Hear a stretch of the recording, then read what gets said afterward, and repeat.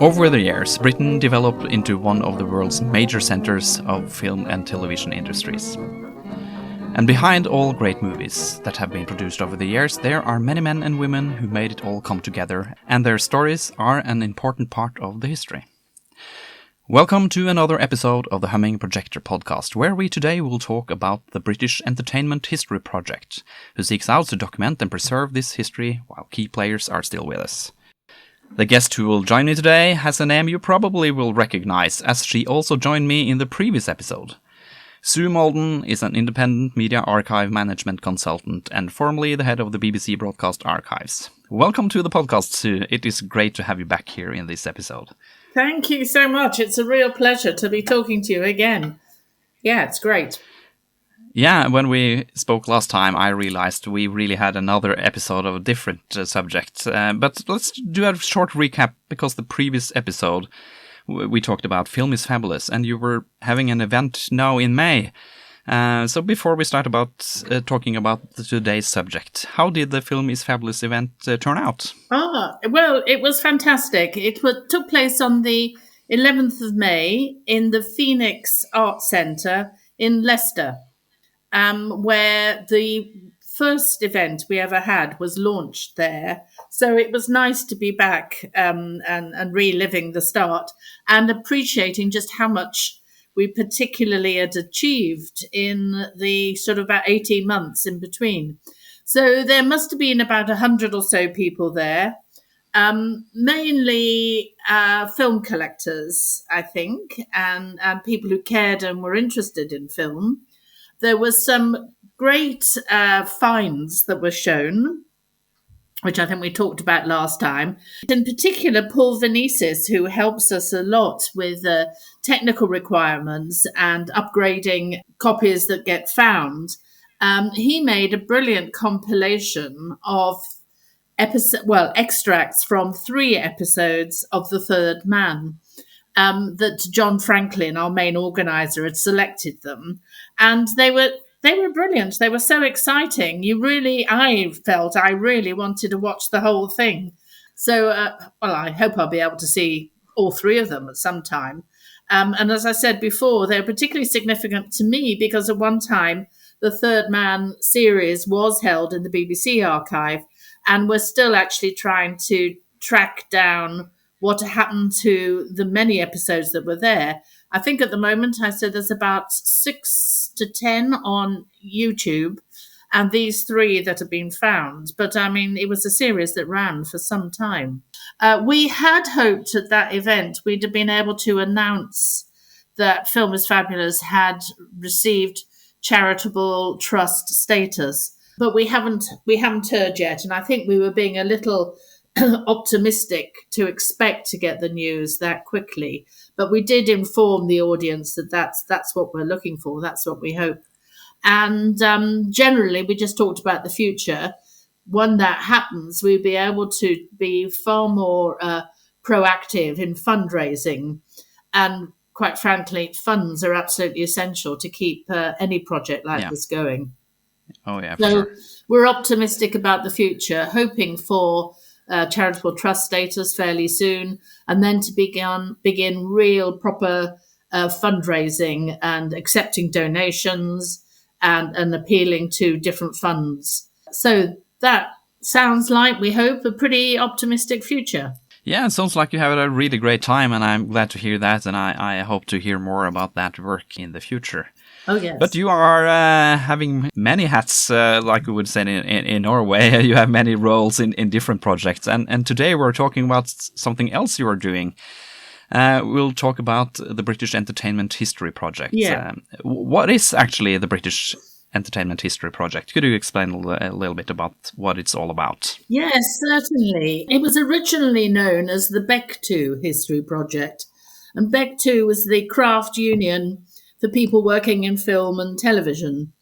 Initially, the union had been known as the ACT, and then the ACTT, and then there was a merge between that union and the ABS, which had been a union that represented people in the BBC, and those 2 unions merged and became BEHP. which was the British Entertainment Craft Trade Union. So BEHP is and was supported by the union.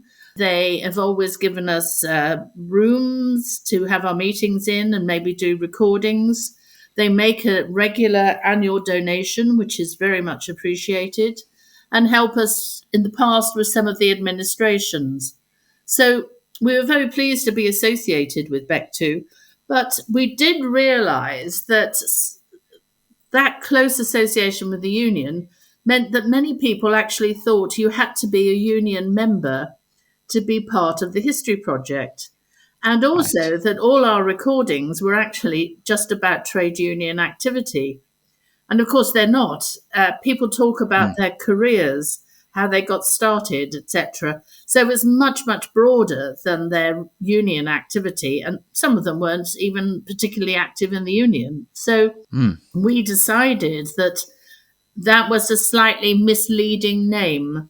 So we renamed the project the British Entertainment History Project to make it obvious that it was broader than just trade union activities. Although we say British, it is largely British, but of course, people have worked in the States. A lot of people in the early days of the film industry came from Eastern Europe. So we're not exclusively British, and we certainly wouldn't exclude anybody else of any other nationality who'd worked in film and television and radio and theatre. We include those four genres because many people cross from one to another. Currently, a lot of people who start in radio maybe end up working in television. People in television have often migrated into film. Yeah. Back in the 50s, late 50s, a lot of people moved from film to television in the McCarthy era. And also directors and actors work in the theatre, on the stage, but also in television and film. So we try and cover all four aspects of entertainment in that way. So which decade do we talk about now? Which year was it formed? Oh, okay. Well, it was started by two people. In particular, the founder was a guy called Roy Fowler, and he was talking to trade union members, admittedly, and they were regretting the fact that one of their colleagues had recently died. And they said, oh, that's dreadful, because he knew all about the production of blah, blah, or what it was like at Shepperton Studios. And so between them, Roy took the lead and they decided to start interviewing their colleagues. And this began in 1987. We have their paper archive, and Roy was incredibly well organised. He wrote millions of letters appealing for funds from well-known film producer directors and companies and things like that. He did a lot to celebrate the centenary of film back in 1990s. So I can't remember the exact date, but early 1990s. He was very well supported by someone called Alan Lawson, who helped a lot with the interviews. But we also noticed that people like Kevin Brownlow, the well-known film historian, among other things, he was involved in the early days, as was Stephen Peat, who made a lot of wonderful television programs for the BBC, particularly with kind of like an oral history theme to them. He'd look back at the education or what had happened in a particular village or things like that, and interview a lot of people with their memories. So obviously oral history was very close to his heart, and he played a big part in the early days of the history project. So it was 1987 that they started. They recorded on audio only. If you think back to 1987, they used Sony Walkman cassettes, which I think had been donated to the collection. And most young people these days don't know what on earth a Sony Walkman is, or a cassette. So we immediately, as we slightly younger people became involved, we immediately hit certain problems and issues with the collection that were not a criticism at all of the originators, but a reflection of the change in technology over Yeah. a very relatively short period of time. So the other thing to stress is, on the whole, they were recording colleagues or people they'd worked with, people they knew. And I have to say, by and large, they were all men, Yeah. relatively middle class and white. Yeah. So they were a bit selective in the people they interviewed. And of course, to some extent, that reflected both the television and the film industry, well, and theatre and radio as well. So they, one can't be critical of them, but it is an observation Yeah. that we have tried since then to redress the balance, if possible, and to reflect more accurately the makeup of the industries now. Yeah. And we could say, if we're honest, back in the 50s, they were definitely reflecting the makeup of the industry in the 50s. So, So how long have you been involved in the project? When did you start? Well, I started in about 2000. I retired from the BBC in October 2000, I think. And a very close friend of mine was a film historian, documentary maker called Jerry Keel, who was a great supporter and a great friend. And I think he thought, that on Monday morning, after you've stopped running the BBC archives, what are you going to do? So he took me along to a Beck2 History Project meeting, and that was it. So that was in about 2001, I think. I think a lot of the early people enjoyed the company. They enjoyed meeting old colleagues. They enjoyed talking about projects they'd worked on, people they knew, and things like that. And the end of the meeting, well, I should spool back a little bit. I unfortunately was late arriving for one meeting when they were having elections. And they obviously thought, oh, the little girl, she'd make a good secretary. And before I knew where I was, I'd been elected secretary. I arrived 5 minutes later to be congratulated. So what I was going to say before that was, when I was minuting these meetings, the highlight, this sounds dreadful, but the highlight of the meetings was the last item, which was called obituaries, when they all talked at length about people who had died and what a shame it was they hadn't got round to interviewing them. And if only they talked to them, and only that, and only that. And then they would go on to, and of course, then there's Joe Bloggs. He knew a lot about it as well. And what about John Smith? I saw him, So I started writing down all these names they came out with. Because prior to that, they just talked and nothing happened. So I wrote down all the names and, sort of like a schoolmistress, made them start interviewing these people that they'd mentioned. And so that built, now it's like a stick to beat us with now.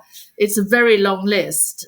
We continue to allow people to volunteer and suggest people to be interviewed, and they go on the list. But also there's an awful lot of happenstance, really. You meet someone and think, oh, we ought to interview him for the project, or someone else will say, oh, I was talking to Mrs. So-and-so the other day. You really ought to interview her. She knew an awful lot about makeup and stuff like that. And so one of the things I did was, I've been associated with Doctor Who television series for quite a long time, and I know there's a big fandom there. So I asked the fans to let me know everybody who they knew had ever worked on Doctor Who. And then I checked to see whether we had interviews with any of these people. Quite a few we did, like Waris Hussein was one of the directors, more than I can think of, which maybe I could talk about it on another time. And I then asked the fans, if you had the chance to interview someone now, who would you choose? So they came forward with more names. So Someone recently interviewed June Hudson for us, who was makeup and costume, did a lot on Doctor Who, and recently actually appeared in a Doctor Who episode as well. So we got a great interview with her. I think she's nearly 80, and still incredibly active and articulate and things. So our list sometimes doesn't seem to get any shorter because we keep getting distracted by interviewing people that we come across and we think would be good to interview. On a slightly more serious note, we're always trying to redress the balance. As I said earlier, we're conscious that many of the people we have in the archive are men of a certain class and what have you. So we're always at pains to try and get more women interviews. So we've worked with some of the universities and academics such as Melanie Bell, Vicky Ball, Lorraine Porter, who have been doing academic projects on women who've worked in film and television. And so we've collaborated in the past and picked up some of their interviews for our archive, or have gone out and interviewed people that would be useful for them in their projects. We're very conscious that we don't represent the disabled community very well. And it was wonderful for me at Film is Fabulous. I met Chris Ball, who works a lot with the disabled community and has offered to help us by interviewing people.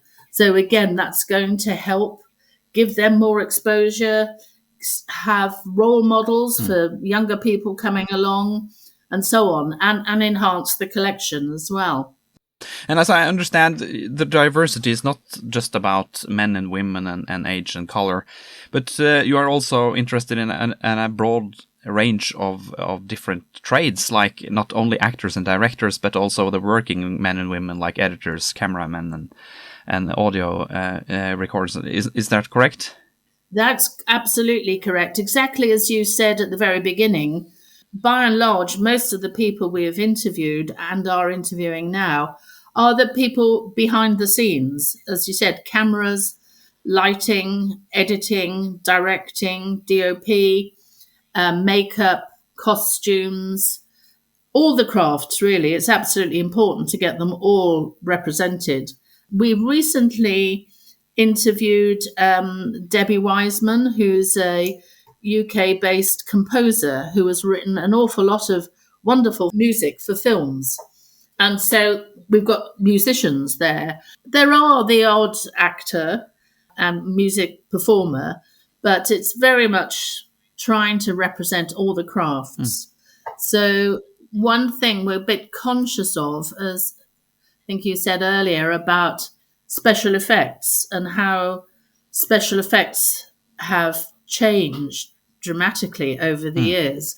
And we have interviews with quite a few special effects guys, but we need to try and make sure that area in particular we keep up to date and learn more about the technology and digital technology and how that supports them, as well as the impact it will have or is having on camera operators and picture editors as well. Yes, and why do you choose to focus on the different trades? Is it just because you want to capture the history and what happened on the film set, or do you think it will help us understand more of the films themselves by listening to their stories? Very good question. I suppose, to be honest, we inherited the principles behind the project from the founders, particularly Roy Fowler.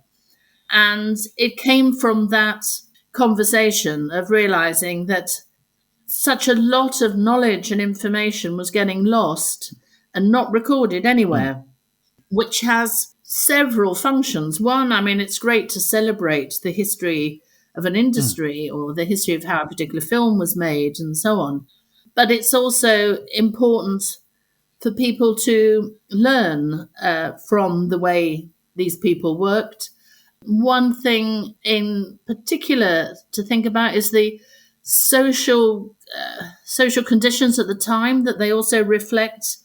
in their conversations, how difficult it was for women to work in the laboratories, for example. They had a dreadful time getting locked in dark rooms and things like that. Yeah. Which hopefully wouldn't happen now, but you never know. Yeah. And so there is a lot of reflecting social history there. People, we have a cameraman. This isn't social history, but we have a cameraman who went over the trenches of the First World War in one of those balloons, filming all the devastation that was there, and him talking about what it was like doing that. How heavy was his camera? How was stuff recorded? An amazing experience that he did that, and to hear him talking about it. Another sort of almost reflecting history is there's a film called Let My People Go, and it was written and produced by John Krish, who we have an interview with. The cameraman was Walter Lasserly. It was sponsored by Lindsay Anderson. And I managed to get a copy of this film from Contemporary Films, who are the distributors. It's not very long. And I watched it, and there were no credits on the end. And I thought, he sent me the wrong version. So I phoned up and said, I think you sent me the wrong version here. There's no credits on the end. And he said, for that film, there weren't any credits because it was very critical of apartheid in South Africa. And anybody involved in it was worried about retribution. Right. Should their names be associated with it? Well, that's a really important piece of history to know that people were affected like that, but still cared enough about the issue of the time to make the film. We value the collection, as I said, first of all, to celebrate the industry. Also, it's marking so much social change and events that happened that were covered by newsreel cameramen. It's potentially useful for educational purposes. And it's great nostalgia for people. A lot of people just love listening to the interviews. Yes. I was talking on the telephone the other day to a lady called Penny Emmett, I think, who was a financial secretary for David Lean when making Lawrence of Arabia. And she was amazing in talking about what it was like when they were doing the Aqaba sequence, how they were fenced in, protected by soldiers.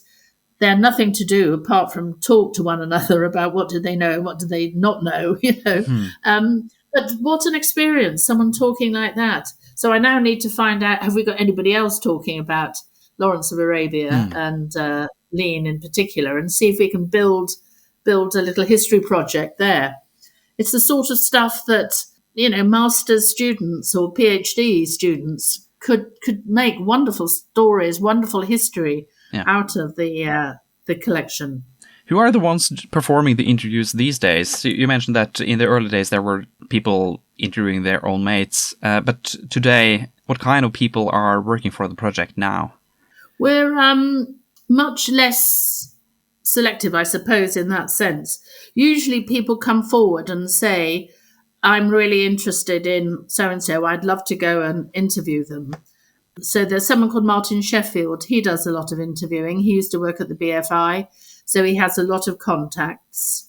I've interviewed a few people, particularly those in the archive world, but also I come from a little town called Hereford in England, and someone there told me that Bruce Robinson, the amazing film director and screenwriter of Killing Fields and Withnail and I, that he happened to live somewhere in Herefordshire. So I went looking for him to interview. Mike, our chair, Mike Dick, he does quite a few interviews. He's interviewed Maddie Smith recently. So it's, by and large, it's members of the group that interview people they come across or they know of. Recently, we've been helping the BBC in a small way to celebrate its centenary. So the year before, was the centenary of BBC Broadcasting beginning in Manchester. So we put on an event there to promote the History Project. And then we also encourage people to come forward and help us doing interviews or offering themselves to be interviewed. We did a similar thing at the end of last year in BBC Plymouth, which began radio broadcasting 100 years earlier. We did the same thing, a big demonstration of what we've got, what we can do. And then we picked up about half a dozen people who were significant in television making in BBC Plymouth, and we'll be interviewing them over the next coming months. So really, it's by and large, it's people in the project. But then sometimes if there are other people we know who know a lot and would be good to interview a particular person because of their knowledge of the subject, then we will ask them to volunteer as well. So on that note, I'd love to make an appeal for anyone who'd like to contact us and offer either to be interviewed or name someone they think should be interviewed or actually do the interviewing. We have guidelines and everything for people to stick to. Generally, the answer is you have to ask certain basic questions like, education. How did you get into the industry? What do your parents do? Is that the way you got in? And then once you've done that, the instructions say, just let them talk about whatever experiences they've had. What films have they worked on? What equipment have they used? Who have they worked with? Anything like that. People, if you create a sufficiently relaxed environment, people will love just talking. As an interviewer, maybe I've been going on too much already. As an interviewer, you don't have to worry too much about the questions. I looked through some of the interviews you have in the project, and I listened to the interview number 679 with David Prowse, who acted as Darth Vader. And my favorite there was at 29 minutes. If you look it up, he talked about how it came to be that James Earl Jones ended up doing the audio for Darth Vader and not him. So that was my favorite of the recording. What is your favorite of all the recordings you have listened to? Oh, wow, that's difficult. I don't know. Perhaps one of my favorite interviews is with a feature film director called Chris Chalice, who made Those Magnificent Men and Their Flying Machines. And he describes what it was like being in an aircraft flying over occupied Belgium. And they'd had information that the Germans had left the area. And so they were flying over with food packages and things like that to be dropped for the Belgians. And they landed, and some people came running out of the bushes and said to them, "What on earth are you doing here? The Germans are still here. You've got to get going again." So they took off and flew off at a frantic pace. And I imagine he used some of that experience in Those Magnificent Men in Their Flying Machines. So it was nice. Good. Let's talk a little bit about the database itself. How many interviews do you have in the database at the present? It really started from when Mike Dick became chair. And Elaine Burrows, who used to work at the BFI cataloguing department, and me, but particularly led by Mike, we wanted to make the collection much more accessible. And we wanted people to be able to find it and use it and listen to it. So a database was absolutely essential. So this is probably about 10, 12 years ago. We had some volunteers who helped us build the database, which was absolutely fantastic. People from a small company called Redport. And it's a Drupal base. Elaine and I came up with all the sort of fields and things that we wanted to be able to search. We consulted with the union on the different crafts. We also looked at what FIAF, the Film International Archive professional grouping, what categories they had of jobs within the film industry, and tried to use those as much as we could. But of course, we had to keep it relatively simple, and it couldn't be too expensive. And now it's been running for well over 10 years, 12 years. We can see the faults in it. We would love to be able to make it simpler for people to search, but that's going to require money. And so is our more deep seated problem that this is a Drupal database that I think we're on Drupal 7, and Drupal are now on 10, and withdrew any official support for Drupal lower than 10 back in January this year. So that's really quite frightening for us, and we do need to migrate the database.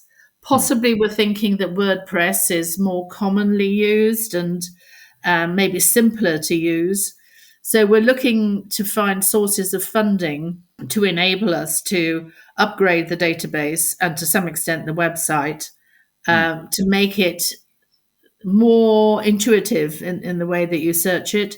We use it a lot, so we know how it works, but that's not necessarily so easy for anybody else. So we do want to make the searching easier and simpler. But of course, in order to do that, we have to have all the interviews transcribed. So, as I said, even we working with the project, we'd find an interview, listen to it, having had no idea who the person was and what they did, and then be astounded at what we learn, of what they were involved with. So, really, to be able to search the text is really essential. So for some, we've had support and help from academics in the past who've managed to get arts and humanities funding to transcribe some of the interviews. We've had help from a company called Speechmatics, and currently we're using something called Otter AI. Now we have at the moment, I think it's about 820 interviews.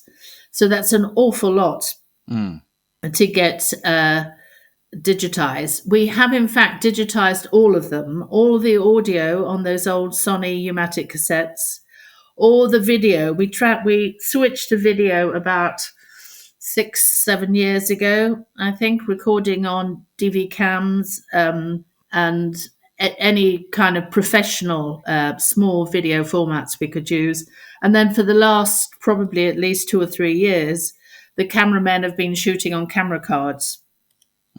So all the content is digital. We are nearly at the end of reviewing the quality of the digitization on the hard drive. So our plan is to store on solid state hard drive and then duplicate that or triplicate it. So we've got several copies of it safely stowed away in different buildings. Oh, yes. Make sure you have backups. At the moment, we're transferring from all the individual hard drives that we had to the master one. And in that process, Mike has been checking the quality of the digitization. And where necessary, we're getting them redigitized. Because on the whole, the original interviews are of a high standard. Occasionally there'll be a fridge humming in the background or something like that, but very rarely, on the whole, they're very good. So some of the issues have been perhaps with the digitization. So we've found about 30 interviews that need to be redone. But once that's completed, and again, another volunteer is helping us to do that, everything will have been digitized. And then we address the issue of transcripts. And so we're looking to introduce a sort of system of managing how many have we got transcripts for? Are they, do they have time code in them? Are they the standard that we want? And then Mike will put the interview through Otter AI, having already got it digitized. And that now produces a pretty good speech to text transcript. So all we need now is volunteers to proofread these transcripts and correct them, and then we can upload the corrected transcript. So I'm working on a spreadsheet to manage all of that at the moment. And then once we've done that, we've got it really into a pretty good state. Other things we always wanted was a still image of each of the interviewees, which we have now got. We also want a short biography of each of the interviewees to be a quick way into the interview. So we welcome volunteers to help with that, volunteers to help us find photos where we haven't got them yet. And all of that, together with the transcripts, we think will make the collection much more searchable, discoverable, really. But it's a lot to do with volunteers. Sure. So who are the main consumers of the database? Who uses it the most? Are there researchers, fans? Who are the main consumers? Well, they're all equally weighted, I would say. A lot of academics use the interviews to teach their students or to work on a research project. They will, a bit as I was saying about Melanie Bell and the other ladies, getting arts and humanities funding to support their research activities that then generate maybe interviews that we look after or transcribe some of the interviews that we have. So there's very much a strong academic interest. We license a certain amount at a relatively low rate to film distributors. So there are a few companies who are remastering and distributing new movies or negotiating the rights for the movies. And they're on Blu-ray. And they quite like to have some extras to go with it. So a company called Powerhouse uses a lot of our interviews as extracts on their film distribution. Sometimes television and radio want to use our interviews, particularly Radio 4's obituary series, a bit depressing, but they've used our interviews on occasions. Anybody making a program, a profile of anyone, like Michael Bond, who created Paddington Bear, we have an interview with him, and that's been used in a documentary by the BBC, I think. Sadly, it was also used for his obituary on Channel 4. So there's a certain amount of commercial use, a lot of academic use.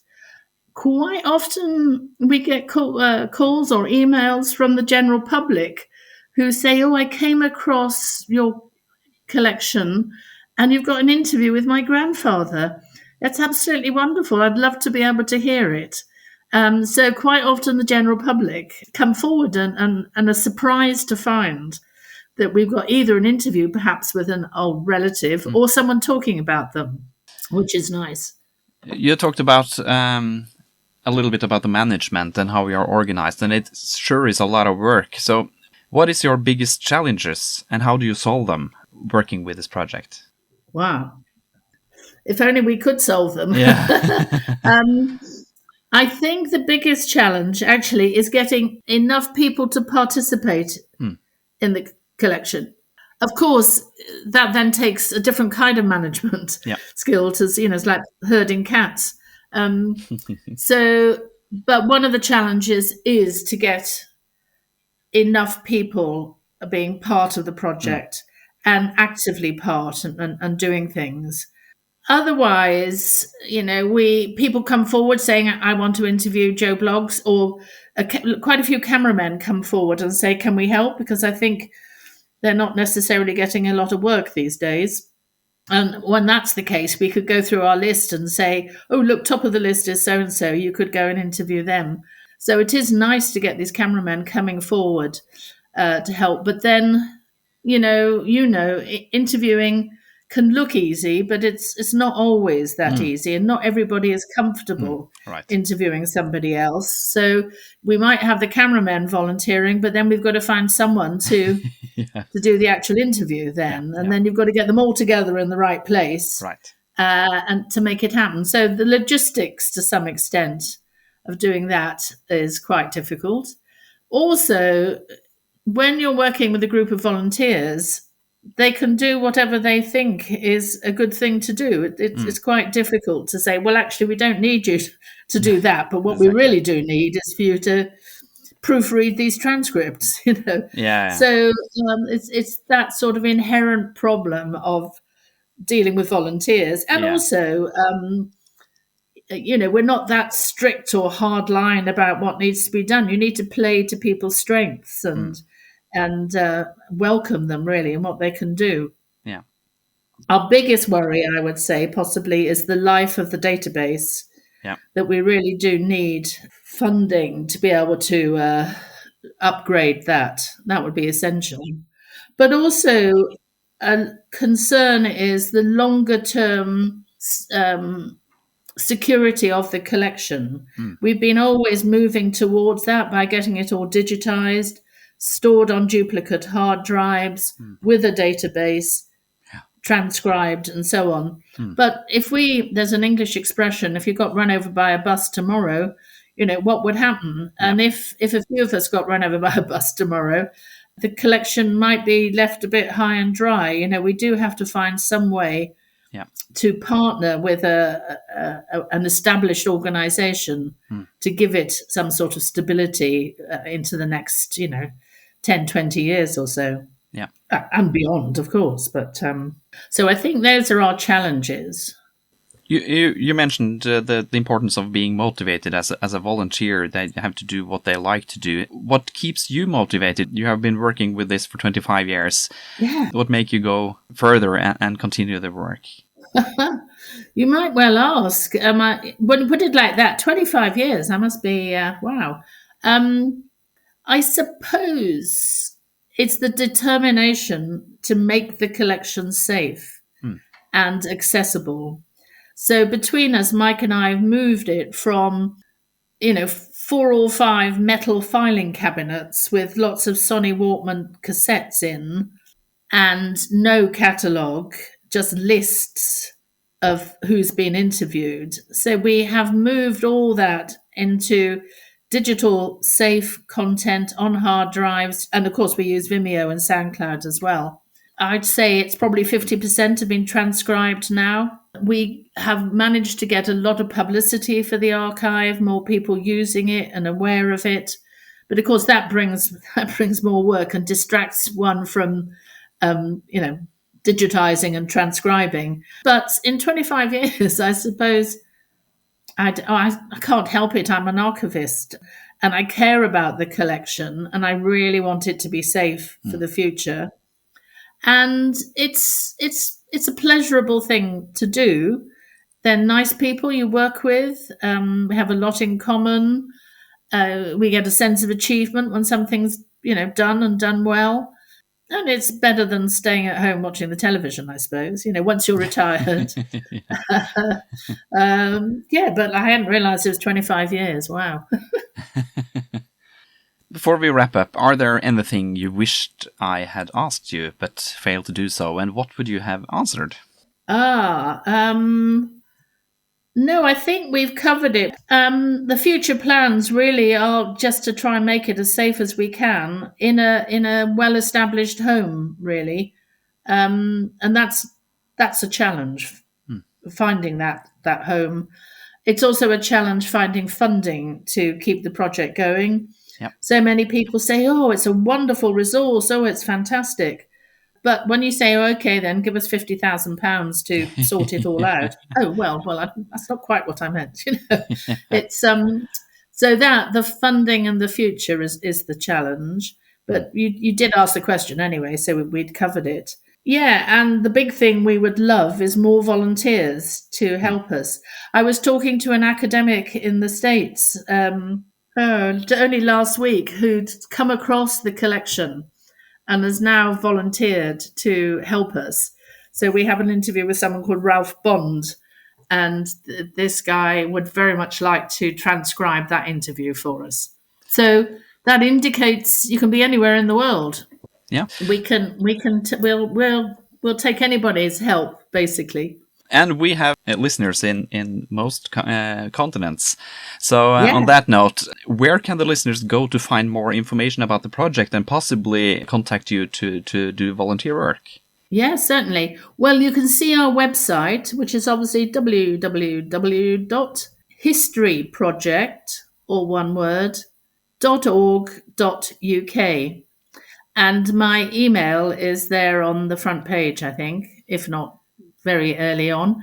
From that website, you can read all about the History Project, and you can access the database by searching by name or free text searching the transcripts, and also search by craft and skill base.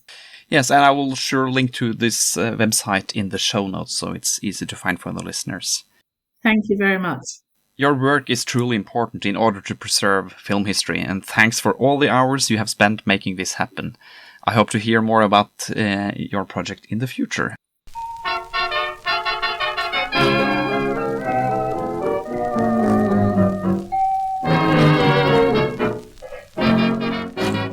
I know that some of your colleagues in the Film is Fabulous is coming to Blackpool. I'm not sure if you are going there this time. Oh, what's the date for that? The date for this year's Blackpool is Friday the 14th to Sunday the 16th of November 2025 at the Grand Hotel in Blackpool. November. Oh, well, it might have got a bit cold in Greece by then, so I might come back for that. If you go there, I would love to see you there. Yeah, I'll be talking to John and Justin about it, but it'd be lovely to see you there, yeah.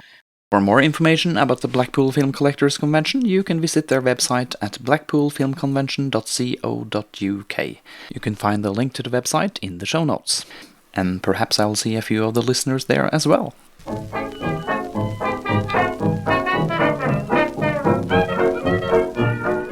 If you enjoyed this episode and want to follow us, you can listen to us and subscribe to our podcast using players like Pocket Casts, Apple Podcasts, Spotify, Google Podcasts, Amazon Music, and YouTube. You can also use any podcast player supporting RSS. Go to our website, hummingprojector.com, to learn how to subscribe. You can also listen to any current and previous episodes on our website without any additional software. If you have any feedback for this episode or a suggestion for a future episode, please send an email to feedback@hummingprojector.com. A huge thanks to you, Sue, for talking about the British Entertainment History Project. I have learned a lot through this recording. And with that, we have reached the end of this podcast. My name is Eivind Mork, and thanks for listening.